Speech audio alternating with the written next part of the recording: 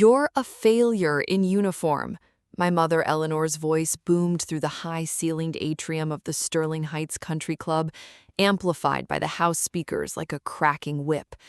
Look at her, standing there like a broken parasite, hiding behind military ribbons, while her younger brother carries the weight of this entire family.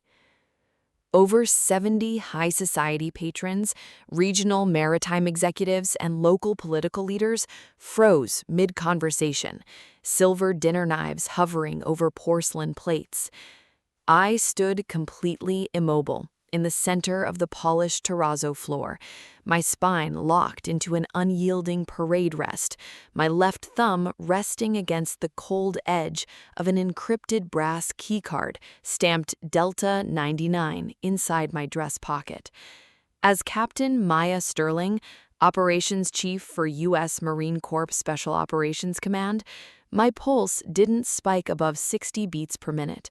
I observed every exit, every rolling security camera, and every fake smile in the room. Beside Eleanor stood my brother, Julian, wearing a custom $5,000 tailored tuxedo, casually swirling a glass of vintage scotch while holding hands with my former fiancé, Lucas. Directly behind them, a 20-foot silk banner hung from the brass mezzanine reading, "Celebrating Julian Sterling, new CEO and chairman of Sterling Naval Logistics." "You're enough, Mom," I said, keeping my cadence low, precise, and measured, the exact voice I used during tactical briefings in combat zones. "You dispatched an emergency notification to my post 3 hours ago, stating that Dad's specialized neurological care required my physical biometric clearance to sign his medical discharge paperwork." "I sent that alert to lure you into this ballroom," Eleanor snapped into the microphone, a malicious smile flashing across her face as diamond bracelets rattled on her wrist. "I wanted every influential power broker in this state to see what an ungrateful low-level military clerk looks like. You spent 6 years wasting government tax dollars overseas, while Julian worked 90 hours a week building your father's $40 million logistics firm, and you refused to contribute a single dollar of your officer pay toward your father's medical foundation." Lucas stepped forward, taking the microphone from Eleanor, casting a rehearsed, sorrowful look across the crowd that sent a cold wave of tactical awareness to my chest. "It's devastating, Maya," Lucas spoke into the audio system, his voice dripping with false empathy. "I tried to stand by you, but your combat paranoia and continuous mental instability made our engagement impossible. Julian is stable. Julian belongs in the executive suite. You belong in a psychiatric ward." A harsh wave of low murmurs rolled through the atrium. City council members exchanged glances of disgust, pointing at my crisp dress blues.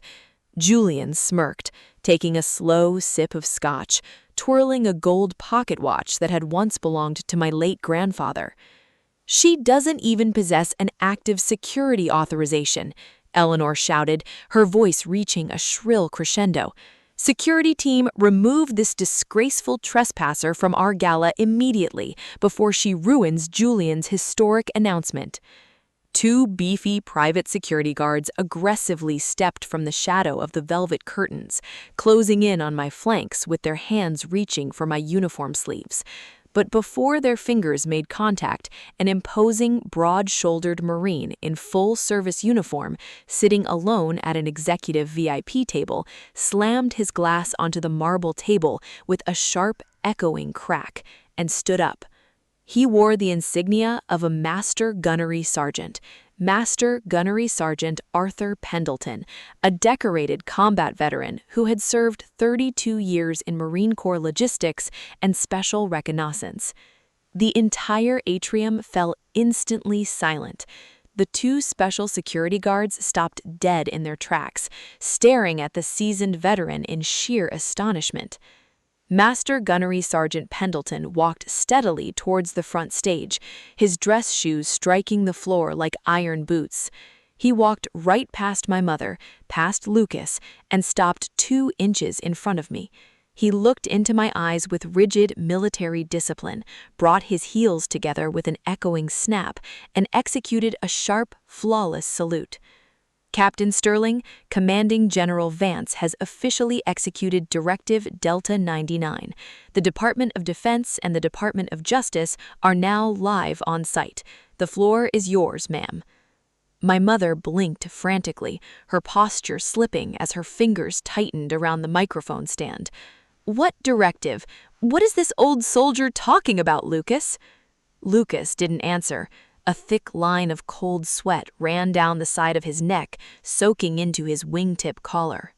I took 3 deliberate steps toward the podium, pulling the heavy brass keycard stamped Delta 99 from my pocket and holding it up directly beneath the main chandelier lights, the exact encrypted keycard my late father, Commander Robert Sterling, had secretly entrusted to me inside a locked steel case weeks before he fell into a non-responsive coma. 6 years ago, I said, my voice echoing through every corner of the grand room, my father suffered a massive stroke.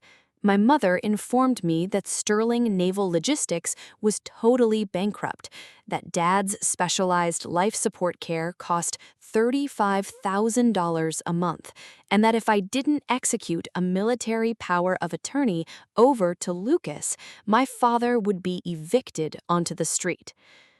"She's lying!" Eleanor screamed, stepping down from the stage platform. "She suffers from severe operational stress. She's hallucinating. She forged those claims to steal her brother's inheritance." "I signed that military power of attorney," I continued, stepping closer to the guests as their expressions shifted from judgment to intense confusion. And for 72 consecutive months, $12,000 a month was automatically withdrawn from my active duty officer pay, my tactical deployment bonuses, and my military disability trust fund. I lived in a freezing substation apartment off base, eating combat rations and wearing worn civilian clothing, believing every single cent was preserving my father's life in a private care institute. "It was!" Eleanor shrieked, her knuckles turning white as she pointed at me. "Every dime went directly to his specialized physicians." "Then why," Master Gunnery Sergeant Pendleton spoke up, pulling a leather-bound federal docket from his service jacket, "does the United States Department of Veterans Affairs audit record confirm that Commander Robert Sterling was transferred to a fully funded federal veterans care facility in Norfolk 6 years ago, covered entirely by his official military disability pension?" The silence in the room was so absolute you could hear the distant roar of ventilation fans high above the glass roof. Eleanor froze as if turned to stone. Her jaw worked silently, but no sound came out. "You lied to me for 6 years, Mom," I said, my gaze locking onto hers with unyielding operational precision. "You told me Dad was kept in strict sterile quarantine and could not receive visitors or phone calls.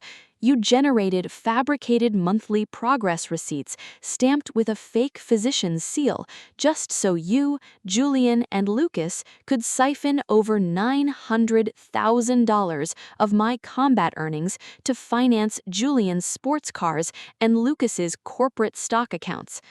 "Maya," Lucas stammered, backing away from Julian with his palms raised in desperation. "Maya, please, listen to me. It wasn't my idea. Your mother assured me you were deployed in high-risk zones and would never cross-reference domestic VA facilities. She said we needed the liquidity to maintain corporate lines of credit." "You spineless parasite," Julian screamed, turning around and striking Lucas across the chest with his scotch glass, shattering it against the floorboards. "You were the one who demanded the high-frequency trading account. You forged my sister's authorization code on the port access permits." "I forged them because your mother claimed she had full power of attorney," Lucas shouted back, shoving Julian into the velvet backdrop as 70 elite guests watched the three tear each other to pieces in public. Without breaking stride, I walked over to the main audio-visual control station on the right side of the stage. I inserted the brass keycard marked Delta 99 into the system reader and entered my 10-digit operational clearance pin. The massive banner celebrating Julian instantly dropped from its overhead rig, revealing a 60-foot high-definition projection screen. The display flashed twice before loading a live federal audit dashboard from the Department of Defense Inspector General, complete with animated financial flows, official seals, and decrypted offshore bank accounts. Source account: Captain M. Sterling, Combat Hazard Disability Trust. Destination account: Julian Sterling Offshore Trust, Cayman. Total stolen funds: $936,000. Classified Port Authority route access: Delta 99, registered solely to Captain Maya Sterling. You told these civic leaders and defense contractors that Sterling Logistics was saved by Julian's executive leadership. Julian didn't secure the classified commercial shipping lanes that saved this firm last spring. I cleared those routes using my active military security clearance from my deployment desk. Lucas stole my digital credentials using the military power of attorney my mother coerced me into signing when I was recovering from a shrapnel injury. A military power of attorney executed under fraudulent medical representations is a federal felony, Mrs. Sterling, Master Gunnery Sergeant Pendleton stated with chilling clarity. At that precise second, the massive double doors of the atrium were thrown open with a thunderous bang. 8 armed federal marshals, accompanied by special agents from the Naval Criminal Investigative Service, walked into the hall, their tactical boots ringing in tight synchronization against the marble. The lead NCIS special agent marched up the stage steps, halting directly between my mother, my brother, and my ex-fiancé. "Eleanor Sterling, Julian Sterling, Lucas Miller," the agent announced, his voice reverberating through the entire facility. "You are under arrest for federal wire fraud, multi-year military pension theft, corporate espionage, and illegal exploitation of classified military logistics clearances." "Get your hands off me," Eleanor shrieked, as a female marshal secured her wrists behind her back, the metallic click-click of steel handcuffs ringing through the silent room. "Do you know who I am? I am Eleanor Sterling. I head the Municipal Harbor Commission." "Your commission appointment," the agent replied without emotion, "was revoked 2 hours following Captain Sterling's filing of sworn federal affidavits and forensic banking evidence." Lucas offered zero physical resistance. He collapsed to his knees on the stage floor, weeping uncontrollably as agents cuffed his hands behind his back. Julian shouted incoherently as his $5,000 tuxedo jacket caught on the podium edge while he was marched down the steps, his social standing utterly pulverized before every major executive and news camera in the city. "Maya, stop them, please," Eleanor sobbed, her face contorted in frantic terror as she was led past me toward the exit. "We are your blood family. You cannot allow these agents to send your own mother to prison." I stood straight, my shoulders square, my head held high, looking at my mother with absolute cold composure. "I said I was a failure in uniform, Mom," I said softly, my voice carrying into every quiet corner of the room. "But this uniform is the very reason the truth finally came to light." As the federal marshals escorted my mother, brother, and ex-fiancé down the main walkway, past rows of silent investors who were already ripping up their corporate contracts, Master Gunnery Sergeant Pendleton stepped beside me. He offered no cheap words of comfort. He simply turned, snapped his heels together, and executed a final, profound military salute of absolute respect. Slowly, every military officer, city leader, and defense contractor in the room stood up from their tables, erupting into a roaring, sustained standing ovation that shook the glass atrium, honoring the true officer who had stood her ground, exposed the deceit, and reclaimed her honor. I held the brass keycard tightly in my hand, feeling the quiet weight of truth, knowing that 6 years of manipulation, pain, and sacrifice had finally dissolved into the unshakable peace of earned justice. You cannot fix manipulative family members by sacrificing your honor, your sanity, or your self-respect. For 6 long years, I allowed my family to manipulate my sense of loyalty, believing that my silent endurance was proof of my love for my father. I allowed them to attack my service, belittle my sacrifices, and steal my hard-earned combat pay because I foolishly believed that keeping quiet was the only way to preserve my family. But toxic, predatory people do not view your patience as love. They view it as an opportunity to exploit you further. They will use your deepest loyalty as a weapon against you, construct elaborate lies to destroy your dignity, and try to wipe out your achievements while playing the victim the instant their actions are dragged into the light. Real peace does not come from silently tolerating abuse to protect people who harm you. Real peace comes from standing firm in your integrity, stepping directly into the truth, and letting the unyielding consequences of their own choices dismantle their lies. Never destroy your own life to keep toxic people warm.